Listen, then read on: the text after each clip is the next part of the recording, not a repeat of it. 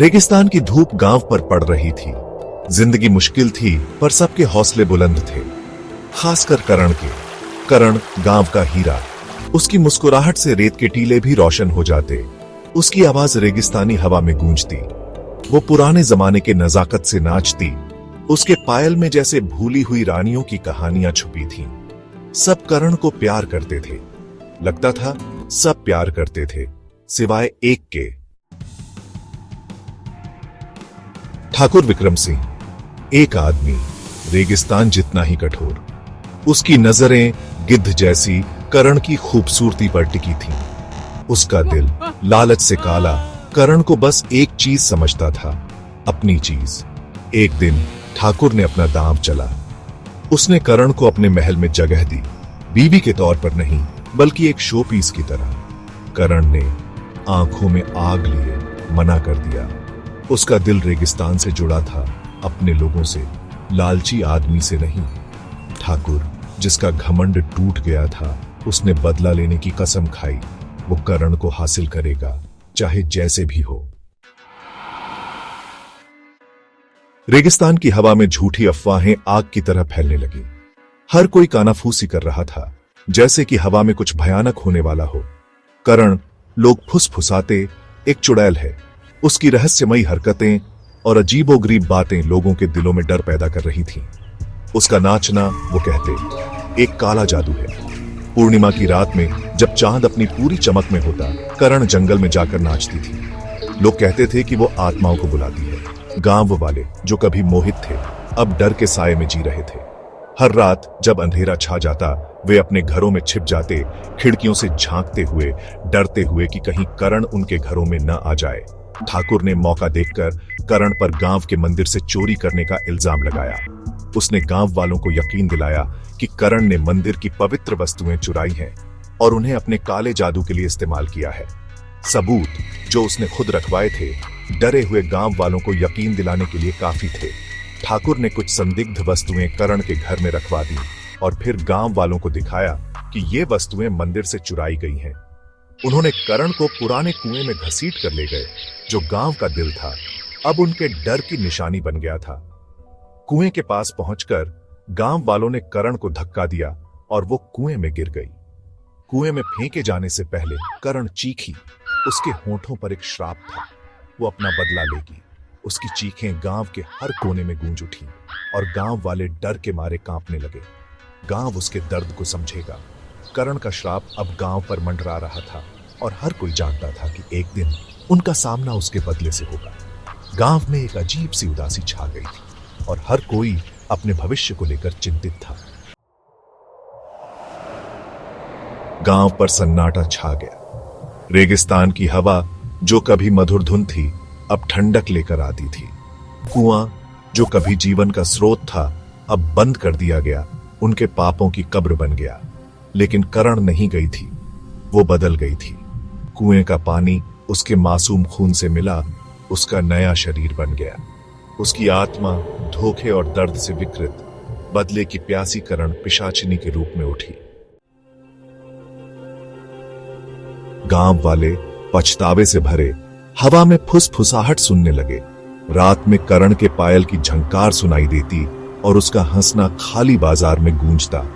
नींद भी राहत नहीं देती थी, बस उसके बदले की आंखों के बुरे सपने आते थे।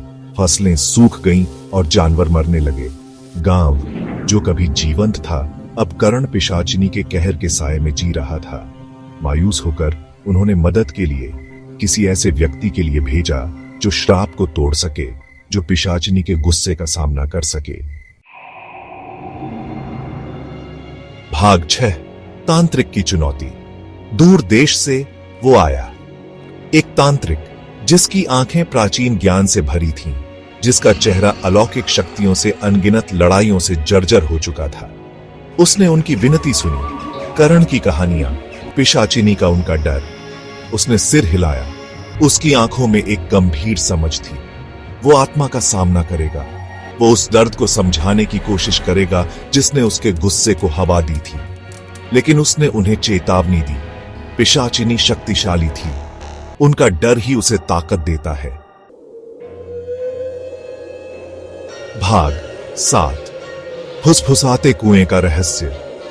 पूर्णिमा की भयानक रोशनी में गांव वाले कुएं के चारों ओर इकट्ठा हुए।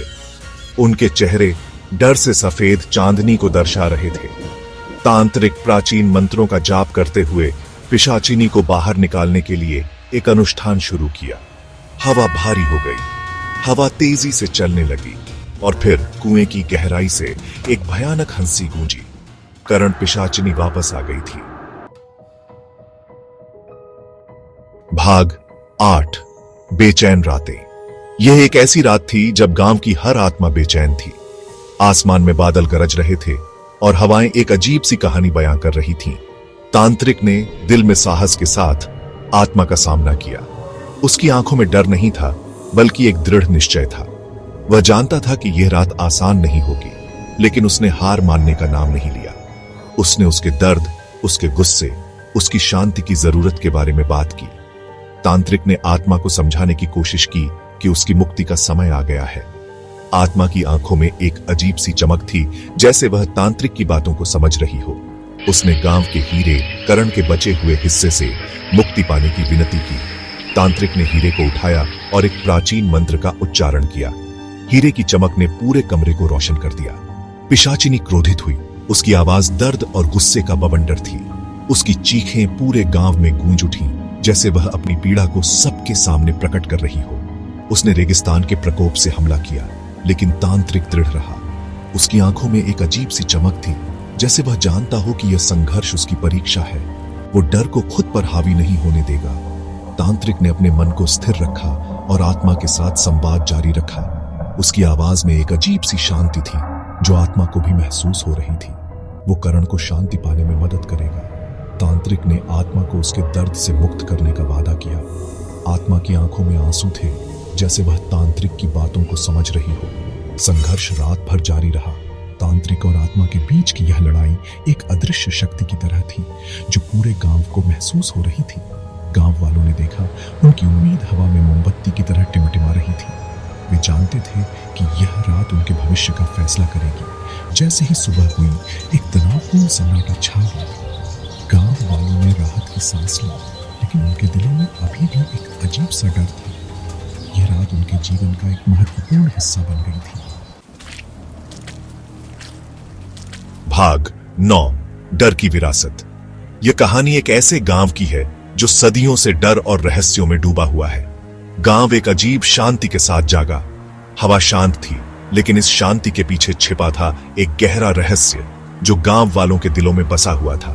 सूरज ज्यादा गर्म लग रहा था। उसकी किरणें जैसे गांव के हर कोने में छिपे डर को उजागर कर रही थी। कुआं हालांकि बंद रहा, उनके पाप और उसके दुख की एक खामोश याद। क्या तांत्रिक कामयाब हुआ? क्या उसने उस आत्मा को वश में कर लिया था जो गांव में आतंक मचा रही थी? क्या करण पिशाचिनी को शांति मिली, या उसकी आत्मा अभी भी भटक रही है, अपने बदले की आग में जलती हुई? या उसकी बदले की भावना अभी भी बाकी है, उस दिन का इंतजार कर रही है जब वो फिर से अपना गुस्सा उतार सके? गांव वाले कहते हैं कि उसकी आत्मा अभी भी यहाँ है, एक अदृश्य छाया की तरह। राजस्थान के गांव वाले फुसफुसाते हैं कि चांदनी रातों में जब पूरा गांव सो रहा होता है, तब भी कुछ आवाजें सुनाई देती हैं। आप अभी भी पायल की हल्की झंकार सुन सकते हैं, जो गांव की गलियों में गूंजती है, जैसे कोई अदृश्य आत्मा चल रही हो, जो रेगिस्तान की हवा में बहती है और गांव वालों के दिलों में डर की लहर पैदा करती है। उस खूबसूरत लड़की की एक भयानक याद दिलाती है, जो करण पिशाचिनी बन गई। उसकी कहानी गांव वालों के लिए एक चेतावनी है कि कभी भी अज्ञात शक्तियों से खिलवाड़ न करें।